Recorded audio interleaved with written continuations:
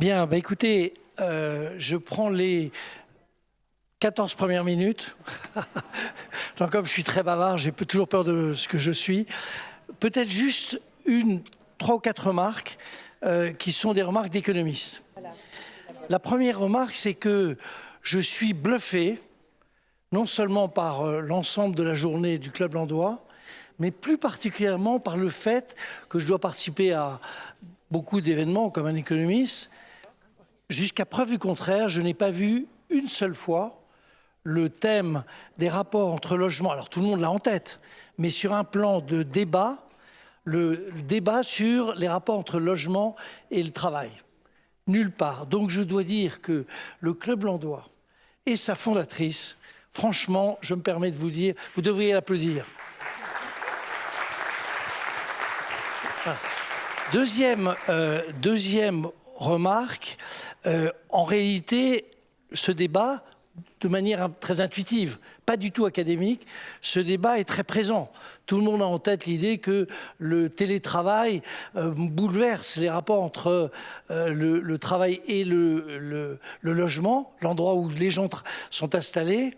Mais il n'y a pas une seule étude aujourd'hui qui permet de dire autre chose que certaines entreprises disent ben non, ça suffit, on arrête le télétravail, c'est plus possible. D'autres qui disent on augmente le télétravail. Vous avez des espèces de pulsions ou j'allais dire, de mécanismes qui sont de premier niveau. Mais aucune étude aujourd'hui n'est disponible sur le sujet. Et à mon avis, c'est pas tout à fait fini. Ça prendra un peu de temps. Deuxième, toujours dans les sujets qui sont évidents, tout le monde a en tête le fait que la hausse du prix du logement entraîne en réalité une transformation assez profonde du mode de consommation et notamment, je vais y venir, des jeunes. Mais là aussi, il y a très peu d'études. On a par exemple beaucoup de travaux. Il y avait un travail du CREDOC qui avait été assez bien fait, qui disait oui, il y a un lien avec les dépenses de l'alimentaire, les dépenses de ceci ou de cela, évidemment de tout ce qu'on peut appeler les frigidaires, tout ce qu'on peut appeler en matière de biens durables, mais rien qui soit réellement aujourd'hui fondamentalement construit intellectuellement et pas du tout sur le plan académique. Donc, première remarque, franchement, c'est top qu'on se lance là-dessus, mais on ne va pas faire... Enfin, si, Nadia va faire beaucoup avancer, mais pas moi. Deuxième remarque,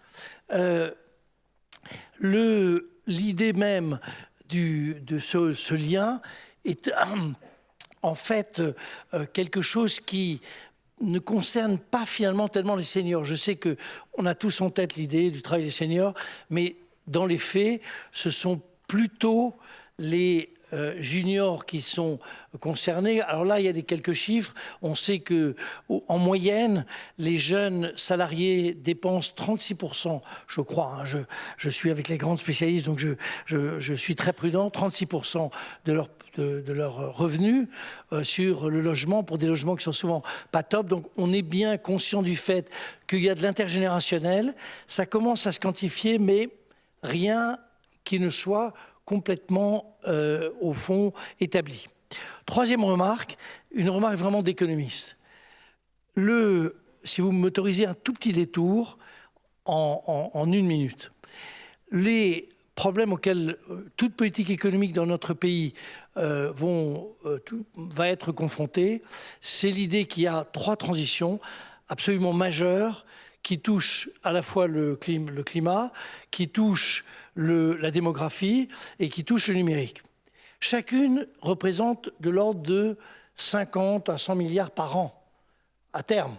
Donc c'est des sujets qui, aujourd'hui, ne sont pas solubles. Toute politique économique doit s'interroger sur ce thème-là et sur le fait qu'à l'évidence, il y a un rapport avec le travail qui est un rapport un peu compliqué.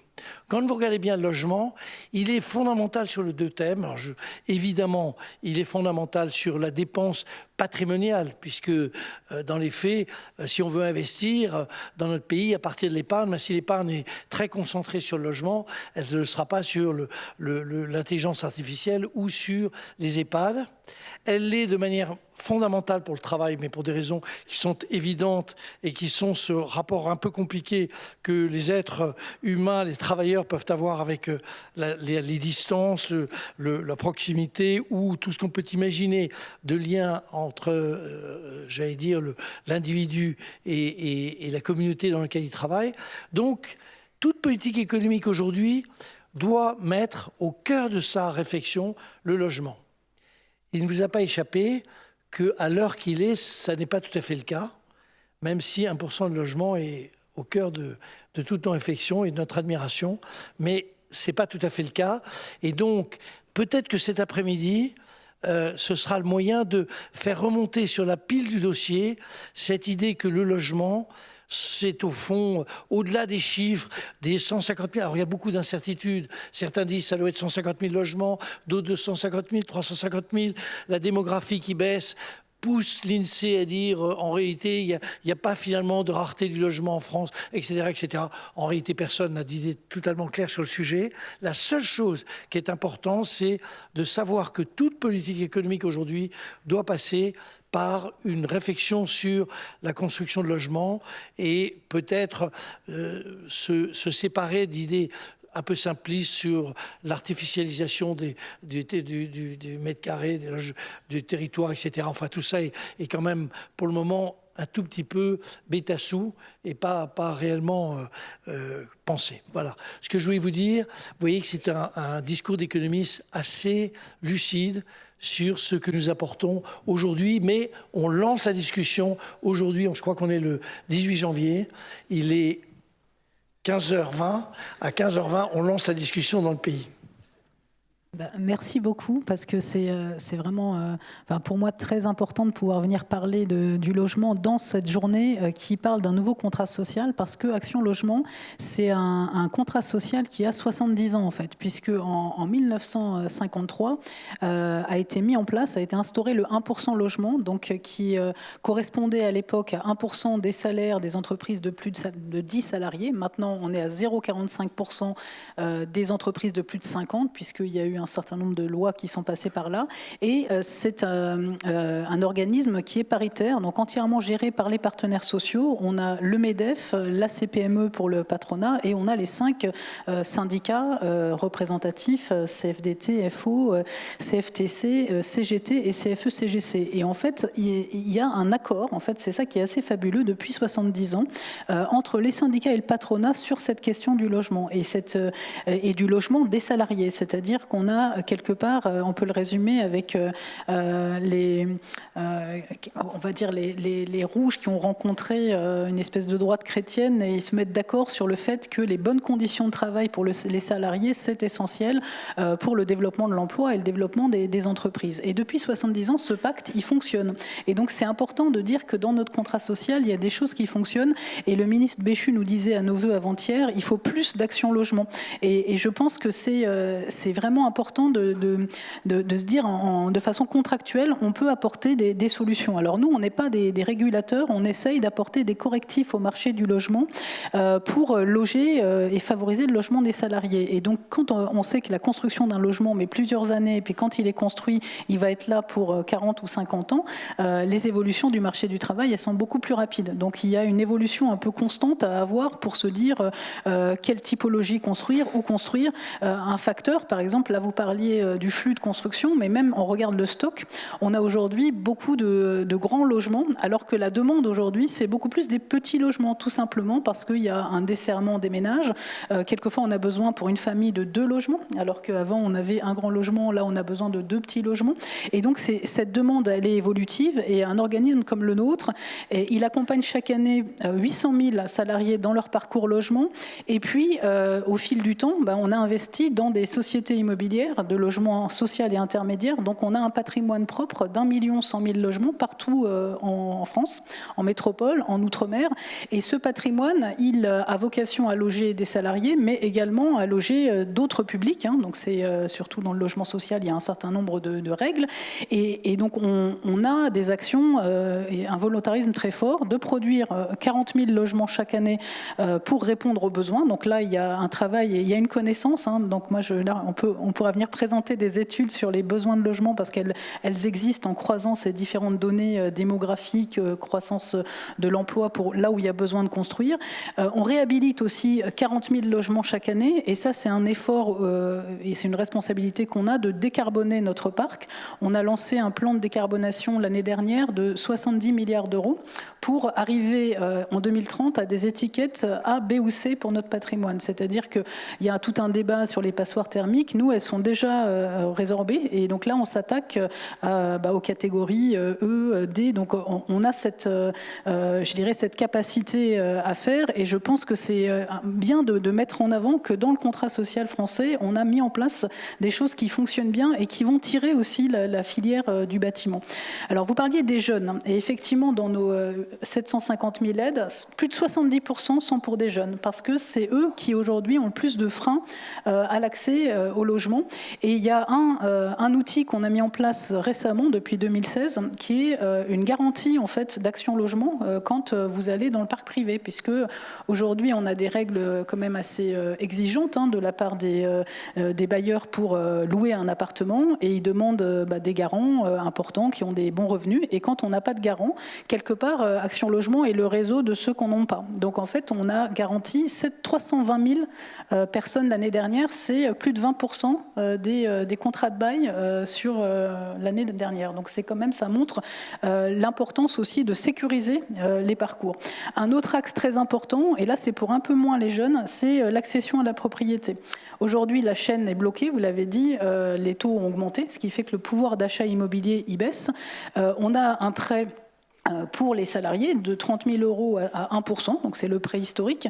Et on se mobilise et puis on encourage cette accession à la propriété parce que être propriétaire, c'est un facteur de sécurité et c'est un facteur de transmission.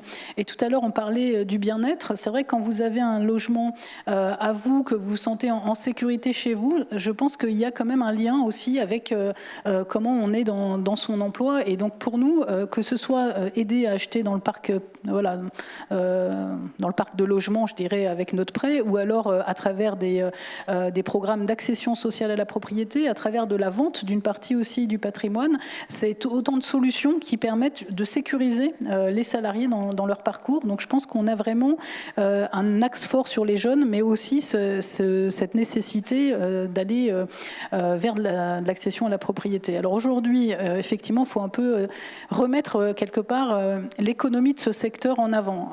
Souvent, le logement est vu comme un poste de coût, surtout dans cette maison. Donc, à Bercy, 40 milliards de dépenses, c'est beaucoup. Sauf qu'il y a plus de 90 milliards de recettes fiscales, de la construction, de la rénovation. Et c'est vrai que c'est souvent pas vu, le secteur du logement, comme un secteur économique. Et on gagnerait à mieux lier. Donc, nous, on s'y emploie, on le montre avec nos aides. Mais c'est vrai que c'est aujourd'hui quelque chose qu'il faut remettre sur la place. Alors, j'ai une minute peut-être, mais je vais vous redonner la parole, mais sur le télétravail, vous parliez de cette évolution aussi des modes d'habiter versus le télétravail. On s'est dit qu'après le Covid, on va avoir des envies de partir à la campagne. Et chaque année, on fait avec le Crédoc une étude, justement. Dans le cadre de leur étude sur les conditions de vie, on pose quelques questions sur le logement. Et en fait, voilà, c'est un peu un contresens, mais finalement, il n'y a pas cette tendance d'aller, alors qu'on pensait qu'il y aurait cette tendance de retourner dans des petites villes. En fait, ce n'est pas le cas. Donc, on reste sur des tendances de métropolisation assez fortes. Et le télétravail nous oblige à reconcevoir des espaces aussi de télétravail dans la conception de nos logements. Donc ça, on le fait sur le flux. Mais on a aussi développé, et on l'a fait en Occitanie, en lien avec le réseau d'entreprises, des lieux, alors on a appelé ça un réseau de corpo-working, c'est-à-dire qu'on a aménagé des lieux de coworking qui sont plus proches que le lieu de l'entreprise et plus proches du lieu du travail. Et ça permet aux entreprises de donner la 3e journée de télétravail, mais dans un lieu où les salariés vont se retrouver et avec derrière des partenaires sociaux qui ont défini un cahier des charges du bien travailler dans ces lieux. Et donc il y a des initiatives aussi assez intéressantes. Et pour les entreprises, c'est des économies de place dans leurs sièges sociaux qui sont souvent dans des lieux urbains. c'est tout ce que vous dites est top. Moi, je vous proposerais volontiers qu'on ait, dans ce débat un peu compliqué sur le logement, qui est quand même tout souvent très flou, on ne sait pas si... il y a une discussion pour savoir s'il y a une rareté vraiment des logements en France, qu'il y a tous les logements non utilisés, etc. Donc, moi, je fais partie des économistes qui pensent que, à condition que ce soit très imaginatif, très volontaire, etc., on peut aller en 3, 4, 5 ans au plein emploi. Aller au plein emploi, c'est 1 million de création d'emplois. 1 million de plus. 1 million que la tendance normale. 1 million, comment on loge le million ? Comment est-ce que, si on se dit qu'on est pour le plein emploi, comment on se dit qu'on va réindustrialiser, on a une idée assez précise de la manière dont l'emploi va pouvoir être étalé dans le pays. Comment est-ce qu'on résout ce problème-là? Premier sujet. Deuxième sujet, ma chère amie. Il y a, à ma connaissance, 2 millions d'étudiants, à peu près. Comment est-ce qu'on loge 2 millions d'étudiants, tout simplement dans des lieux qui leur correspondent, c'est les fameux T1 que vous évoquez, ou les T1 ou les T2. Deuxième sujet. Comment on fait? Donc ça, c'est un truc précis. On sort des débats pour savoir si c'est bien, pas bien, enfin, si c'est les rentiers, pas les rentiers, enfin, tout le business dans lequel on adore se réfléchir en France. Ça, c'est des questions très précises. Troisième chose, j'ai regardé avec admiration ce que Action Logement faisait. Avec admiration. Et simplement, je me suis aperçu qu'il y avait 15%, enfin c'est ce que disent les chiffres, et comme toute économie, je me méfie des chiffres, donc 15% des entreprises qui prennent vraiment en compte le besoin de logement de leurs salariés. 15%. Sachant qu'il y a toute une partie des salariés qui n'acceptent pas des jobs. Voilà, non, c'est bon. On va faire comme Myriam, on va prendre un quart d'heure de plus. Donc... On va devoir conclure. On va devoir conclure, voilà. Monsieur Lorenzi, Madame Bouillet. C'est terminé. Troisième sujet, comment fait-on pour considérer que dans le contrat de travail, et là je regarde Myriam qui est la spécialiste mondiale du contrat de travail, comment fait-on pour que l'histoire du logement soit au fond intégrée à, on va dire, 90%. Voilà, 3 sujets qui sont précis, clairs, nets. C'est pas le baratin qu'on a en permanence. Si on veut faire le plein emploi dans ce pays, on ne le fera pas sans arriver à une adéquation très organisée entre le logement et l'emploi. C'est une belle conclusion, je trouve. Hein.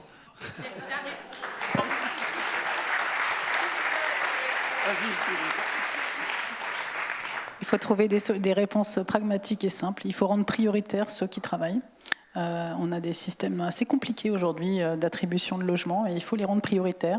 Moi, j'étais un peu déçue suite au Covid. On a beaucoup parlé des travailleurs essentiels et en fait, aujourd'hui, nous, on met en place des choses pour les salariés du privé. Je pense que dans le public, il faut aussi le faire. On a un contingent préfectoral qui existe et donc il faut rendre prioritaire ces personnes. Et une fois qu'on a dit ça, après, il faut créer aussi des modes de logement et on le fait aujourd'hui, de mobilité qu'on appelle. Comme ça permet d'arriver sur un territoire où pour les personnes qui ne trouvent pas tout de suite un logement, de découvrir le territoire et ensuite de choisir comment s'installer. 2 réponses courtes et pragmatiques.